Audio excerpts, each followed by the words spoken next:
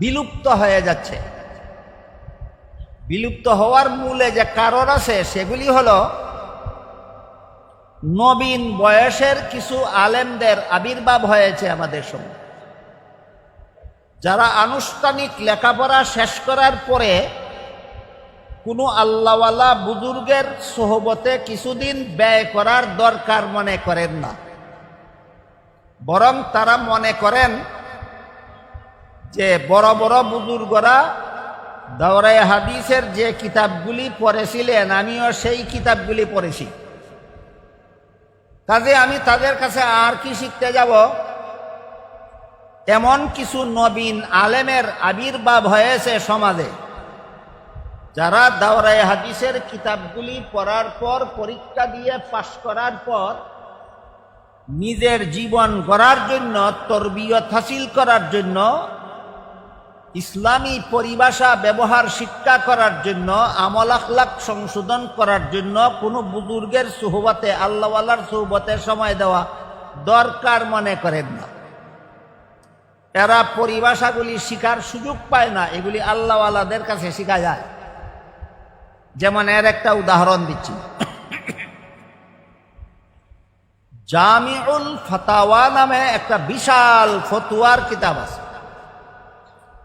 সেখানে পরিষ্কার ভাষায় উল্লেখ করা আছে, এক প্রশ্নের উত্তরে প্রশ্ন করা হয়েছে যে ইসলামী সঙ্গীত সম্পর্কে শরীয়তের বিধান কি। জবাবে লেখা আছে সঙ্গীত শব্দটাই ইসলামী নয়, সঙ্গীত কখনো ইসলামী হতে পারে না, ইসলামে কোনো সঙ্গীত থাকতে পারে না। সঙ্গীত হল ফাসিক ফুজ্জারদের পরিভাষা, পাপিষ্টদের পরিভাষা, যারা সদা সর্বদা গান বাজনা নিয়ে লিপ্ত থাকে, এদের পরিভাষা সঙ্গীত। ইসলামের পরিভাষা সঙ্গীত নয়, ইসলামের পরিভাষা হইল তারানা, ইসলামের পরিভাষা হল নাত, ইসলামের পরিভাষা হল গজল, ইসলামের পরিভাষা হল কসিদা, ইসলামের পরিভাষা হল নাশিদ। এইগুলি ইসলামী পরিভাষা, সঙ্গীত ইসলামী পরিভাষা নয়। এজন্য ফতোয়ার কিতাবে পরিষ্কারভাবে লেখা আছে সঙ্গীত কখনো ইসলামী হতে পারে না, ইসলামে কখনো সঙ্গীত থাকতে পারে না। অথচ আমাদের এই যে নবীন বয়সের কিছু আলেম এই সমাজে আবির্ভাব হয়েছে, তারা অহরহ ইসলামী সঙ্গীত শব্দ ব্যবহার করে চলেছে। কেন? দাওরার কিতাবগুলি পড়ার পরে মনে করে যে কোনো বুজুর্গের কাছে গিয়া আমার আর কিছু শিকার বাকি নাই, আমার আর কারো কাছে গিয়া, কোনো আল্লাহওয়ালার কাছে গিয়া কোনো কিছু শিকার বাকি নাই, আমি সব কিছু শিখে ফেলেছি।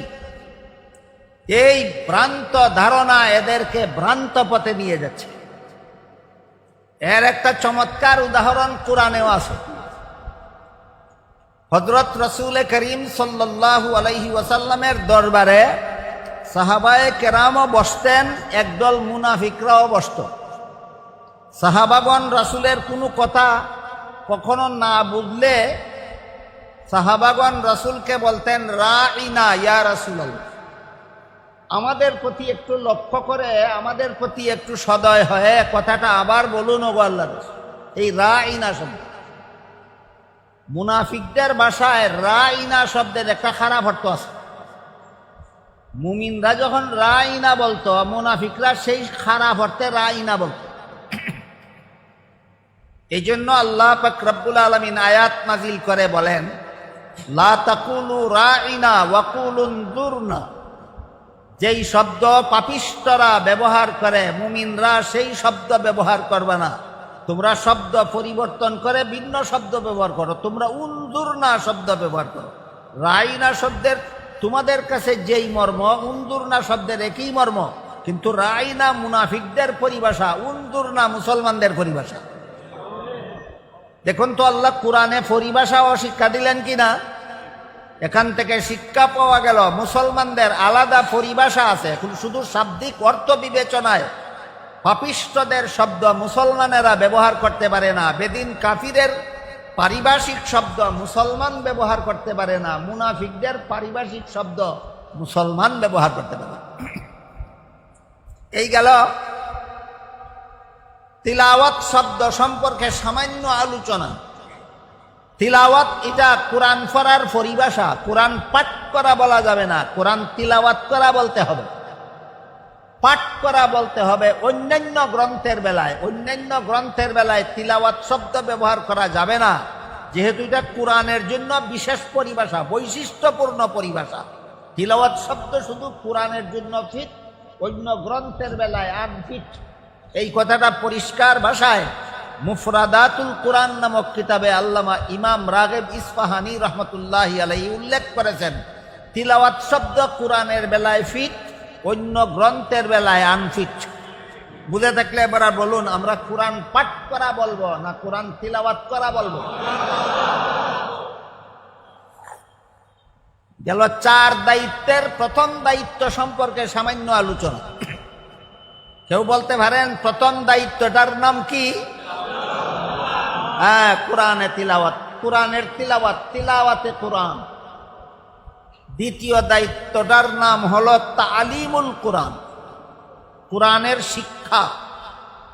প্রথম দায়িত্ব তিলাওয়াতে কোরআন, দ্বিতীয় দায়িত্ব তালিমে কোরআন, তৃতীয় দায়িত্ব তালিমে সুন্নাহ, চতুর্থ দায়িত্ব তাজকিয়ায়ে নফস।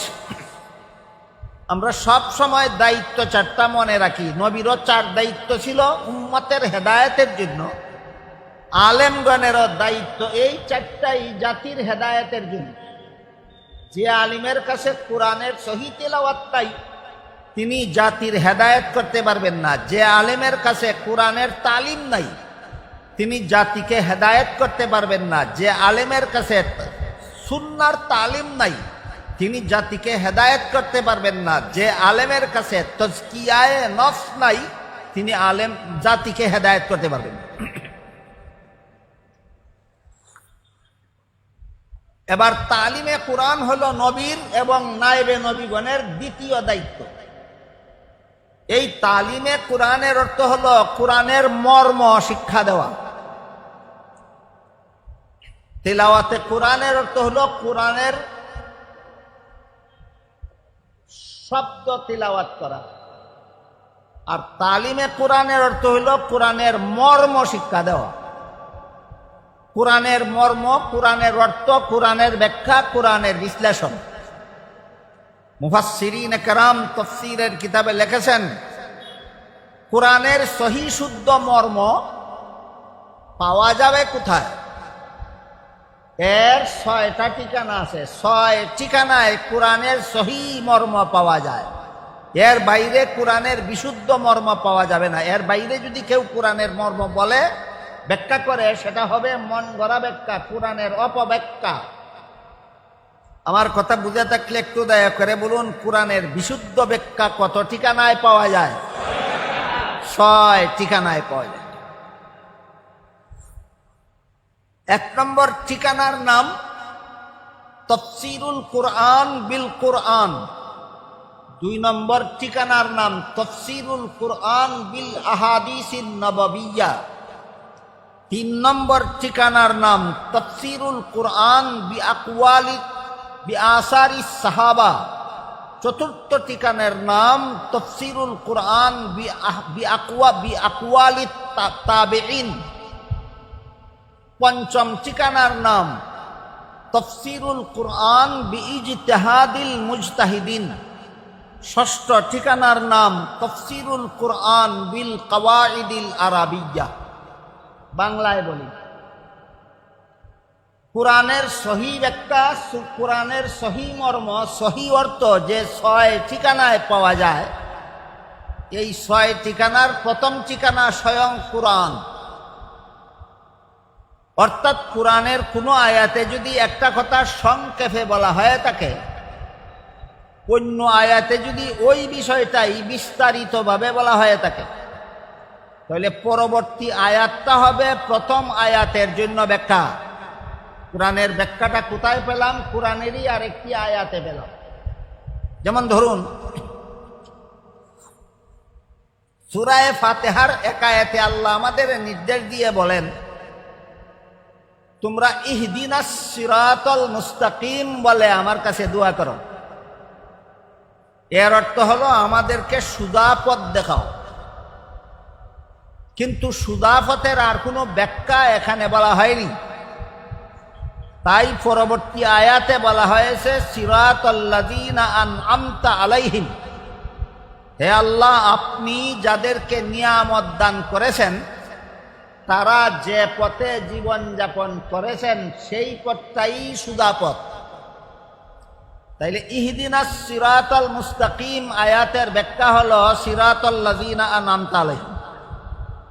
ইহদিনাস সিরাতাল মুস্তাকিমের মধ্যে শুধু সুদা পথ বলা হয়েছে, কোন পথ সুদা পথ তা বলা হয়নি। পরবর্তী আয়াতে বলা হয়েছে আল্লাহর নিয়ামত প্রাপ্ত বান্দাগণের পথ সুদা পথ। বুঝে থাকতে বলুন, কোরআনের এক আয়াতের ব্যাখ্যা কোথায় পেলাম? কোরআনেরই আর এক আয়াতে।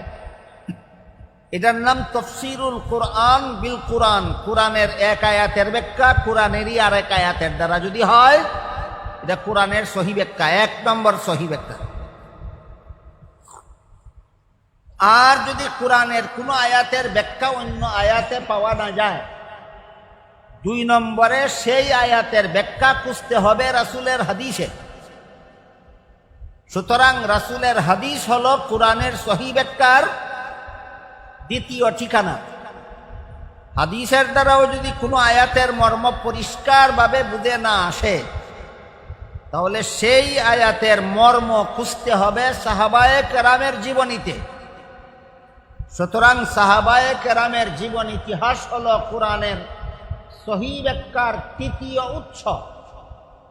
সাহাবায়ে কেরামের জীবনীর দ্বারাও যদি কোনো আয়াতের মর্ম পরিষ্কারভাবে বুঝে না আসে, তাহলে তার মর্ম খুঁজতে হবে তাবেঈনের বিবরণে, বিশ্লেষণে। সুতরাং সাহাবায়ে কেরামের হাতে করা ছাত্র তাবেঈনের বিশ্লেষণটাও কোরআনের ব্যাখ্যার একটা উৎস। কত নম্বর? 4 নম্বরে। এরপরও যদি কোনো আয়াতের ব্যাখ্যা বোঝার বাকি থাকে, তাহলে সেটা খুঁজতে হবে মুস্তাহিদ ইমামগণের বিশ্লেষণ। মুস্তাহিদ ইমামগণ, বিভিন্ন ইমাম, সমস্ত ইমামগণ যদি ঐক্যবদ্ধ ব্যাখ্যা দান করেন, এটাকে হাদিস শরীফে আল্লাহর রাসূল উম্মতের ইজমা নামে আখ্যায়িত করেছেন।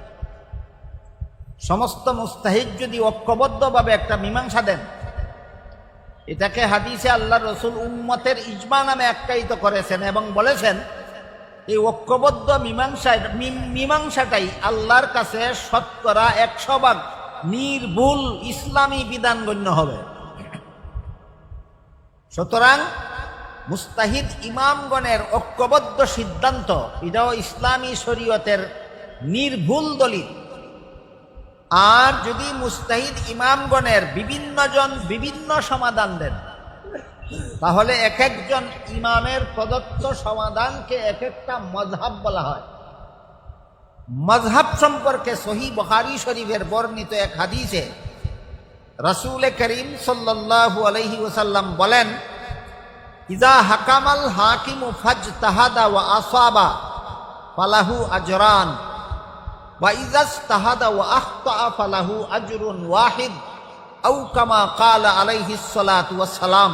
এর মর্ম হলো, মুস্তাহিদ ইমামগণ যদি একই ব্যাপারে ঐক্যবদ্ধ সমাধান না দিয়ে ভিন্ন ভিন্ন সমাধান দেন, কোনো সমাধান পালনেই গুনাহ নাই, উভয় সমাধান পালনেই সওয়াব আছে।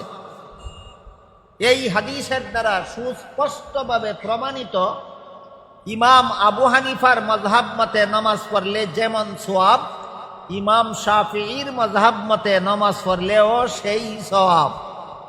যেহেতু তারা দুজনই মুস্তাহিদ ইমাম, মুস্তাহিদ ইমামগণ যেই বিশ্লেষণ পেশ করেন, এটা কোরআনের সহি ব্যাখ্যার পঞ্চম ঠিকানা।